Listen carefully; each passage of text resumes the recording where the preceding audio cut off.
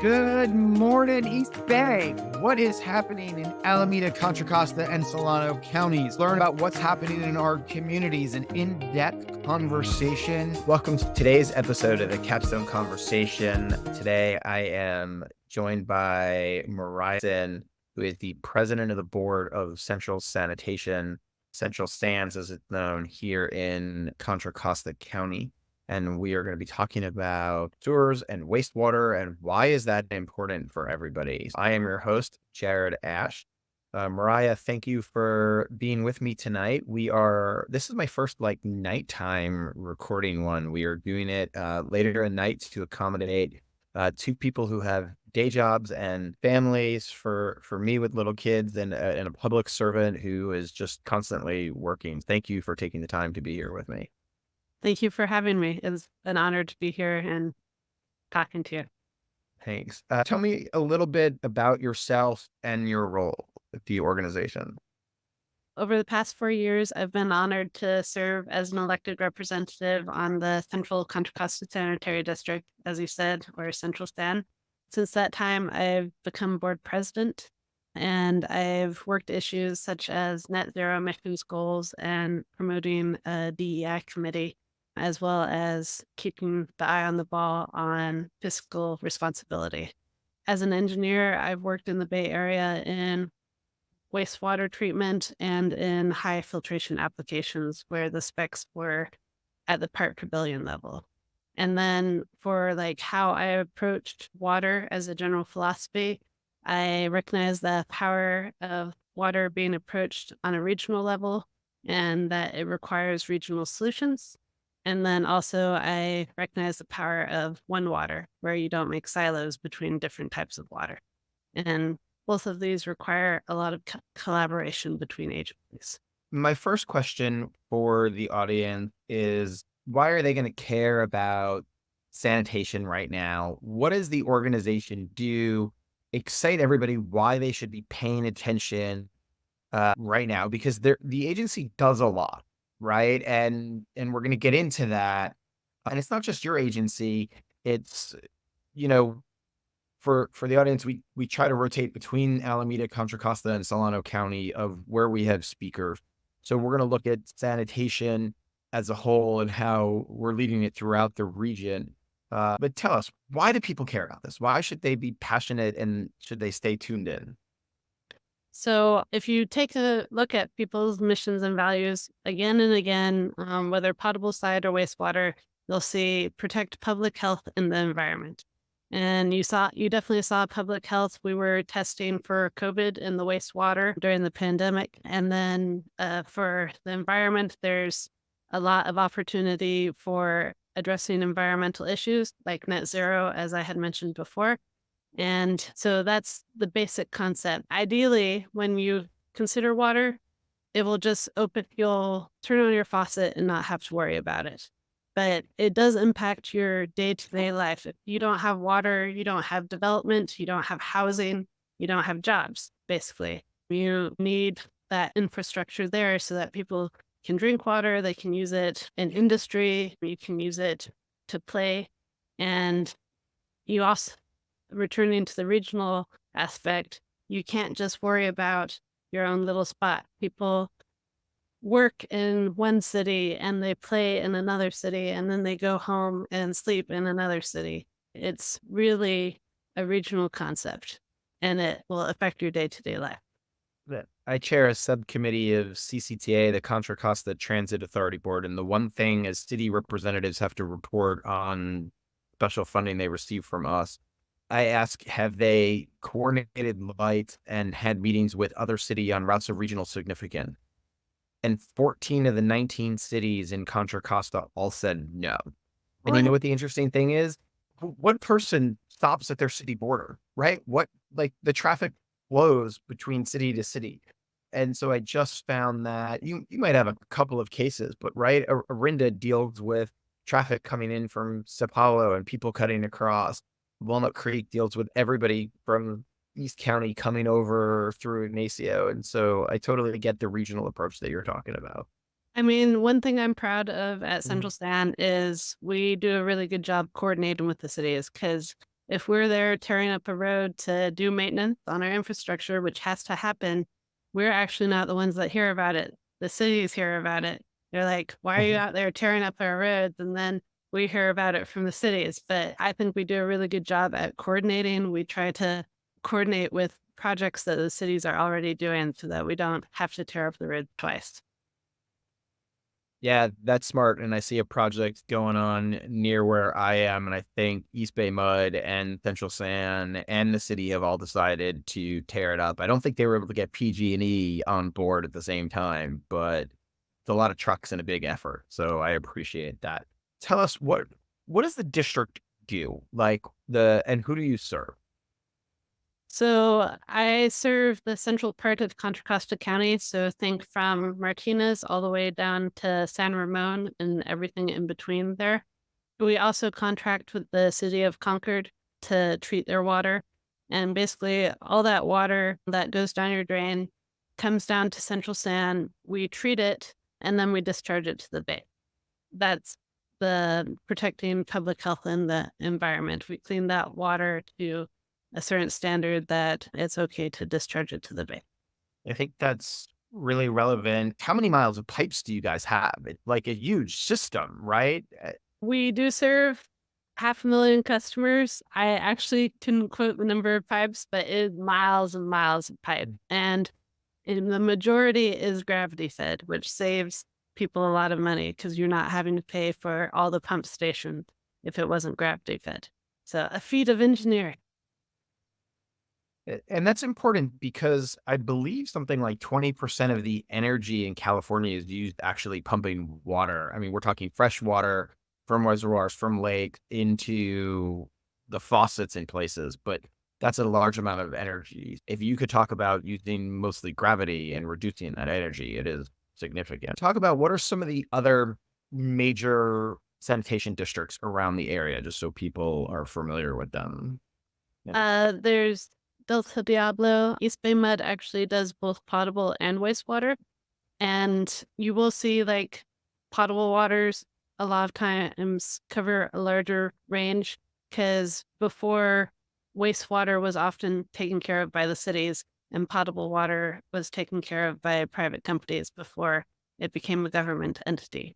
You'll see a lot of sanitation districts are sort of within a city, but I think we're very fortunate that Central San covers such a wide area because it really does create efficiencies to have a larger area. That makes sense. And talk about recycled water. I know that comes up a number of times as we need more and more water here. The water that's discharged into the bay, but before that, there could be a process to recycle it, reuse it. What's your agency do for that?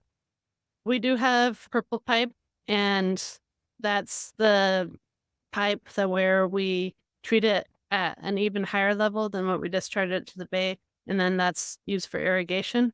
An issue with purple pipe is it can be expensive because essentially it's redundant infrastructure. So a lot of times with recycled water, and you try to make it as efficient as possible in terms of how much pipe you have to lay down for it.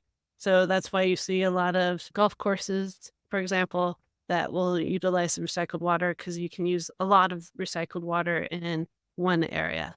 And then there are other options such as potable recycle, and there's indirect potable recycle where you would basically augment your raw water by treating it to essentially a very high level at the level that you would find in aquifers, like deep below the earth. And then you can add that to your raw water, whether it's a lake or even an aquifer below the surface. And that can be used by the potable water system. And then there's direct potable recycle, which is the same concept, but you'd put it in an aqueduct instead. And that would, again, go to a potable water plant to be treated there. What's the percentage of water currently, roughly, that is recycled at the agency? It's Wastewater. it's like 5%. We are very interested in increasing the amount of water that we recycle. And it's in our interest to recycle more water because there are nutrient regulations that are emerging in the entire Bay Area, which will mean that we'll have to treat the water to an even higher level. So it's an opportunity to basically realize we are spending this money anyways to reduce nutrients to the bay. We can capture that opportunity and have an incremental increase in cost to basically put in all this recycled water infrastructure, whether it's purple pipe or potable recycle. What is the goal? Is it 10% in the next 5 years, 20% in the next 10 years? What's a reasonable goal given how expensive infrastructure is to build out?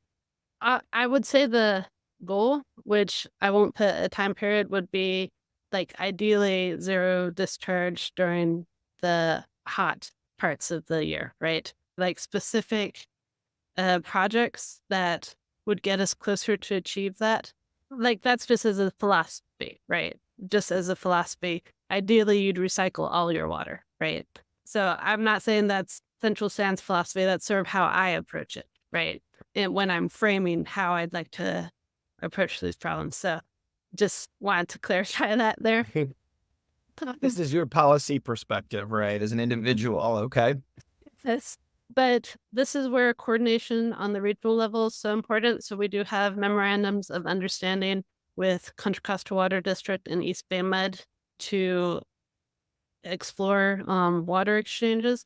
For example, we could provide water to the local refineries, and then East Bay Mud or Contra Costa Water District could put that potable water that they're currently providing to the refineries and send it somewhere else where it's more needed. Those are major projects.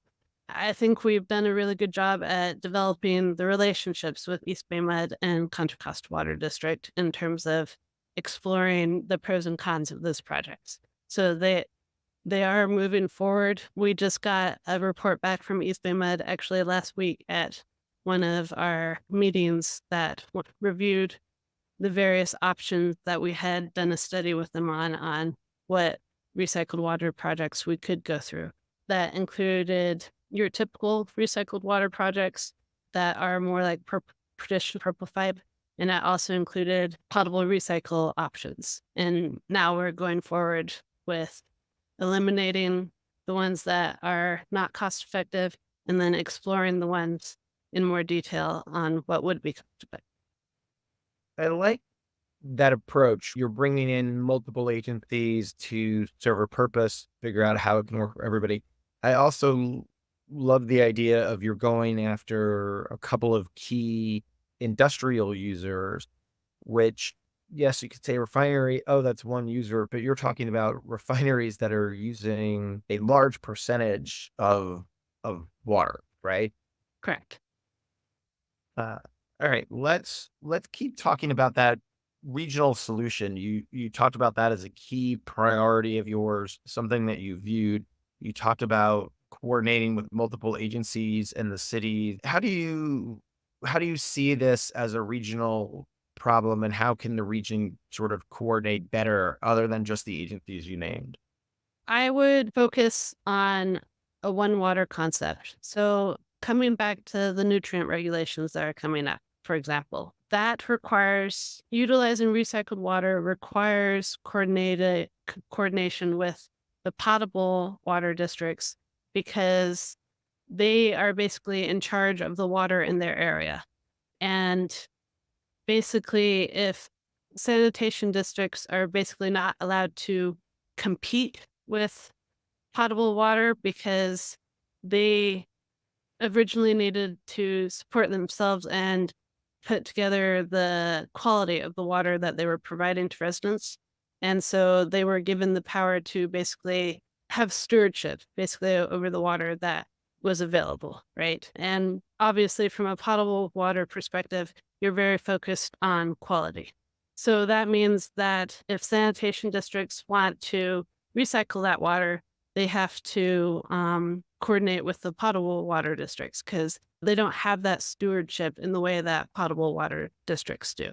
Basically, the potable water districts sort of have to lead that effort. But since we have these artificial silos, even though it's all one water, it can make that coordination hard. And the way some government regulations are set up, it can make it hard that potable water would be incentivized to utilize that recycled water. I guess maybe not government regulation, but potable water is not necessarily always incentivized to utilize recycled water because they have to maintain their water rights. And water rights are maintained by water usage, basically. For example, with one of the projects with East Bay Mud, they would utilize our recycled water basically during drought times. So 30% of the time they would need our recycled water. But if they're utilizing our recycled water all the time, that could impact their water rights, basically, and put those at risk. So that sort of creates a disincentive, right? And so that creates the emphasis on making this dance where you coordinate so that you don't threaten those water rights while at the same time utilizing the. It can occasionally be like hurting the needle. And unless you're the one person watching the YouTube and you're just listening, which most of the audience does, my face is like perplexed by the simplicity and complexity of that situation all at the same time. Well, think about how water rights were first created. I know I'm probably getting into No, this comes up. weeds, So, but rights were originally created with mining right? Think about how mining works. You go into an area, your right to mine was based on if you were utilizing what was in that area effectively. And it's an extractive process. But water needs to be a sustainable process. You can't just like extract all the water, but you still have that legal basis that originally was established where water rights imitated mining rights at the very beginning of the state's history. And we still have some of those structures in the law. that's a whole conversation by itself. I want to tackle more specifically. You talked about East Bay Mud and they would only use the recycled water during drought time. So do you have to store that up and pay for that infrastructure cost of storing that water? Or you just dump it in the bay until they say we're ready, then we'll take it? This is a point in the process where we're exploring the options, but essentially it would be at this moment, since it doesn't include, the scope is not included in terms of creating a new reservoir, it would be just dump in the bay at this moment. You do see reservoir expansions in the Bay Area. I mean, Contra Costa Water District is expanding their reservoir right now. That's not in the scope of the project that was being examined with our memorandum of understanding, but obviously reservoir expansions can make those projects even more valuable, basically, if you were to pursue them. So you could pursue a reservoir expansion in coordination with a project that was just increasing the purity of the water that Central San produces.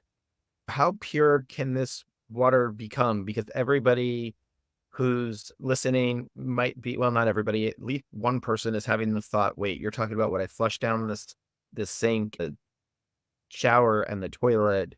You're talking about, because it all goes out one pipe in each house, right? You're talking about cleaning it to a level that people can drink. That's very different than to go into a reservoir. That's very different than a golf course, right? So Central San would be cleaning it to a level that they would add it to then the raw water system. So it wouldn't be going straight into potable water, just to make that clear.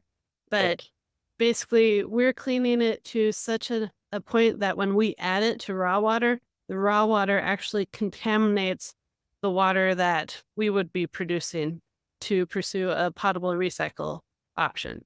So for potable recycle, you're sending it through reverse osmosis as one example of the treatment that it goes through. It's also got oxidizers and stuff, but I like to focus on reverse osmosis. Basically, they have membranes that you can make so small that only certain molecules can go through. Think about you can make a membrane that basically the water can get through. And that creates a very high purity of water, such that if you drink it, which you could drink it, it would actually suck the salt out of your body. So you wouldn't actually want to drink it because it's actually too, it would make it so that the salt in your cells basically were sucked out. And so you actually wouldn't want to drink with water. It actually has to have minerals added to it. And that's why you just add it to the raw water as a raw water augmentation. Okay, so many interesting questions there. Maybe we're getting more science and less policy now. But okay, first, what's in the regular water that I'm taking in my body that has the salt and everything else? Right? I guess I never thought of that. I should have asked when we did the water episode. I mean, so like there are like minerals in water, right? Just naturally flowing through. If you have too pure of water, it will instantly like get items from the surroundings, basically. So you could potentially dissolve your pipes if your water was too pure because the water would be so pure that it'd leach from the pipes, right? You've heard of like hard water, for example. So that's Yeah. calcium, right? Like minerals in the water. And Okay. there need to be minerals in the water for you to actually drink it, right? Because otherwise it'd be so pure that it'd do to your body what it can do to pipes if it's too pure, right? Okay. So I'll pivot and ask, what happens to the rest of the stuff that you take out? That becomes a brine issue, right? This is something where I like to compare basically desalination with potable recycle. They're kind of like the same processes, but desalination needs to take salt out. But our process only needs to take out solids, basically, nutrients. And so that brine is a lot less hazardous than that brine that is produced from desalination that concentrates the salt from the ocean, right? So it's much easier to manage than the brine from desalination, essentially. And where does all that the brine go when you're done with it? Does that get flushed into the bay or what happens to it all? We haven't gotten to like the solution of what we would do with the brine, but there are options. So you can flush it to the bay. You can also try to sell it to farmers because our brine wouldn't have like salt in it, but could potentially be reused that way. We have an incinerator at Central San, and it could potentially be used in our incinerator where we basically power our portions of our plant with some of the solids that we produce. So those are three potential options. You develop them out, see what's most cost effective and what's easiest to implement. I mean, that's really cool when you talk about net zero emissions. You're talking about using the waste materials and using it to fuel a plant or your facilities. You're using it to help grow crops. Just a really sort of interesting process and how complicated it is and how fortunate people don't realize everything that goes into that line item on our property tax bill. Well, hopefully you see it all as worth it now. But just I would Mm. actually like to touch on that. I do think rate fatigue. I don't think I know rate fatigue is a real thing, and all the board members at Central San are very cognizant of it. We definitely don't want any rate spikes. We definitely want to utilize the money that's been entrusted to us effectively and get you the most bang for your buck. So a lot of attention is paid toward utilizing that money effectively. As somebody who lives in your district, I appreciate that. And I know that your biggest cost is long-term infrastructure as it is with the water agencies itself. And how do you build that out, paying for it for years to come? Let's talk about net zero emissions and what else are you doing to reduce, your carbon footprint and energy use here. So we were just touching on that. We have created our baseline of what our carbon production essentially is. And now we're working on developing the goals. For things that we're actively doing now, we do have solar panels. We have a lot of land around our facility. You can imagine people don't necessarily want to live right next to us. So we have buffer lands, and we have created some solar panels on a portion of that land. Lots of agencies in California are putting their fleets over to electric. And so that's something that we're basically starting this year, examining putting our vehicles as much as possible to electric. Obviously, for some of the larger vehicles, there aren't options for those yet, but that's on our radar to basically convert over to electric vehicles. I think the way you mitigate those costs is through planning.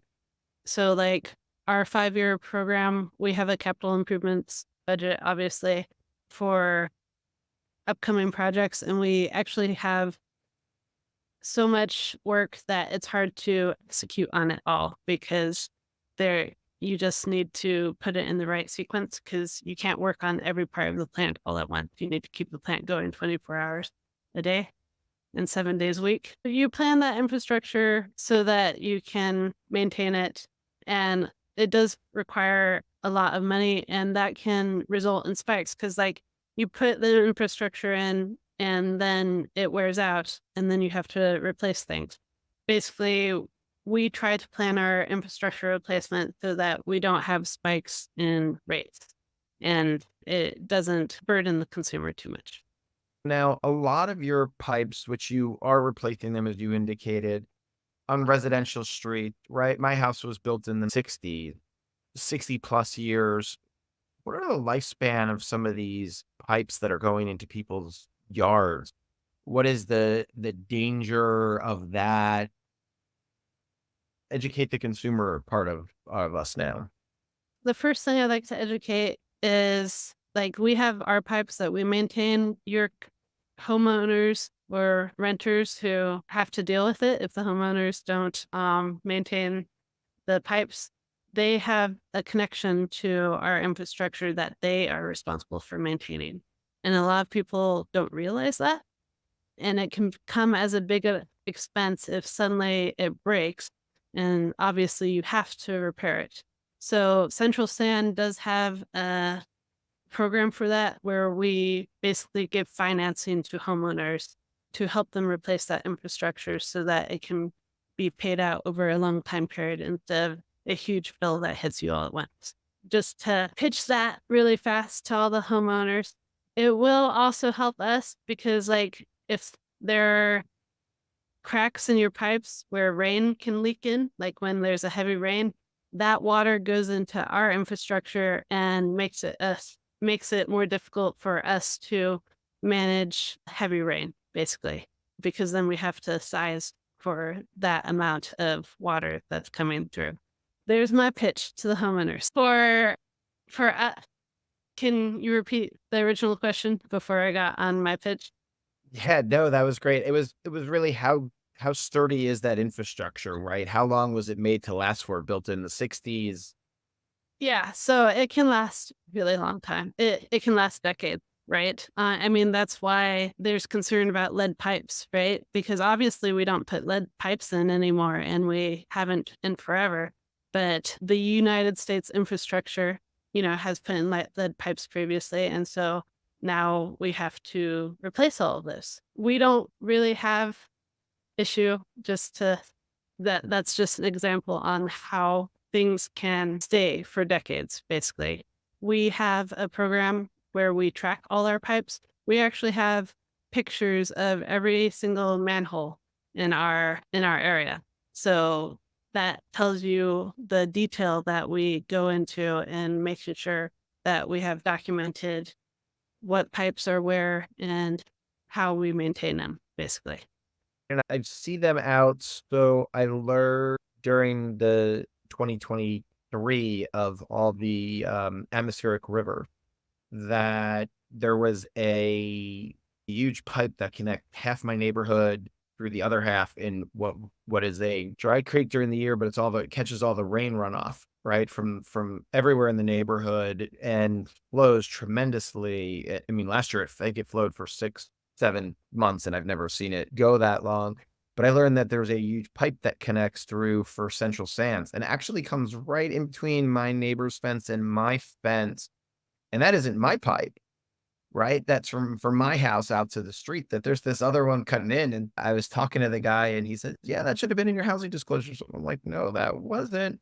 I'm Oh, like, yeah, but so I've been having this country. I went back and I looked that night. Like I was like, whoa, what is here? But I give them credit because I think they were out there. I could see them, that area from my window at my desk. I think they were out there 2 or 3 times last year checking on it. And the sewer relatively in front of my house, that sewer grate that you talked about having the images of, I think once a quarter, they know that it needs to be clean and it's like a flagged area. So I feel relatively like they're on it. They come out with a truck for a couple hours and are paying attention to it. So I So appreciate the worker being on top of that. we do have a lot of easements, and it does occasionally create conflicts. Like, imagine if you're a homeowner and you didn't get in your disclosures, and then you build something over a pipe, and Central Sand has an easement, basically. And if we need access to the pipe, we need access to the pipe, right?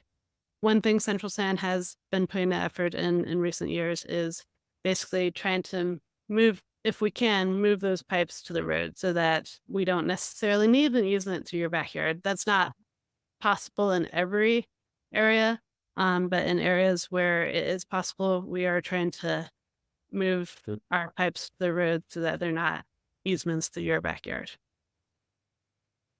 Well, I appreciate it either way. And I think my point in there was I really appreciate the workforce being on top of like key areas right after the storms, making sure it was safe, that they're cleaning out the system. I guess 2 last questions. One on technology. How are you guys embracing new technology in everything? We have been expanding our personnel, partly for security, right? Because we don't want to be one of those people, one of those agencies that are hit with a ransomware or something like that. So we've done a great job at just increasing our security because we Mm. recognize the risk and we don't want to be spending money on things like ransomware, basically. I did mention the manhole pictures. That was actually a technological improvement to basically have digital documentation of everything. And that was an upgrade in digital technology. I don't think people are necessarily aware of all the controls that go into the plant and running the plant. But without that, it would be very difficult to run the plant. And if every time you had to turn a valve, you have to send an operator out there, which in turn potentially puts the operator at risk, depending on where the valve is, how high it is, stuff like that. A lot of that is automated, and the operators can run it from the board for The image of Homer Simpson working at his desk in the nuclear power plant just popped into my head, right? And all the technology, it's just pushing a button at this point, right? yeah, and it definitely helps. Like, I can't count the number of hours I've done with just documenting, is this valve failed closed or failed open in my own job as an engineer? Because that's part of safety is if there's an emergency happening, is this valve supposed to fail open or fail closed? And how does that affect the rest of the unit, basically? It's not only for running efficiently, but also for safety. What else do you want people to leave here with? What else should we know about the sanitation district? Well, ideally, you don't worry about us ever, but hopefully you do know about us. And we do have an academy every year for those who wish to attend. I think this year it's going to be happening early summer, late spring. Also, if you're into activism, I would definitely encourage your sanitation districts, your potable districts to look at water regionally and create solutions regionally, because that's how we'll be able to create sustainable solutions that will get us through essentially what is a new normal, the constant drought. It's not going away. We're going to need water supply. And honestly, we've used up our water supply. The next drop of water is recycled water, whether that's purple pipe or potable reuse. So definitely push your elected representatives to take recycled water in all its forms seriously. Yeah, I appreciate that. And remember, as you're listening to this, that you vote for your sanitation district. Probably gets a low turnout, but they have a couple of seats no matter where you are on the November ballot. Actually, I do want to comment on that. Yeah. We just switched from at-large districts to individual districts. And there is a district in Central San that is empty right now. That's Division 5 in San Ramon. So if you're interested in being on the Central San board and you live in San Ramon, it's a great opportunity right now that that division is empty. There you go. Please apply and reach out to the district if you are interested and believe you can serve in that capacity. I appreciate it. Mariah Lauritzen, president of the board of the Central Sanitation District here in Contra Costa County. I appreciate your time tonight. Thank you. Thanks for having me. Wait, don't leave yet. Hit subscribe. Make sure you get the weekly updates. We have a new episode every Wednesday for stuff happening in the East Bay. In the meantime, follow me on LinkedIn, Jared Asch, or check out our firm where we have a weekly newsletter and blog at Capstone Government Affairs on LinkedIn. Thanks for joining us today on the Capstone Conversation.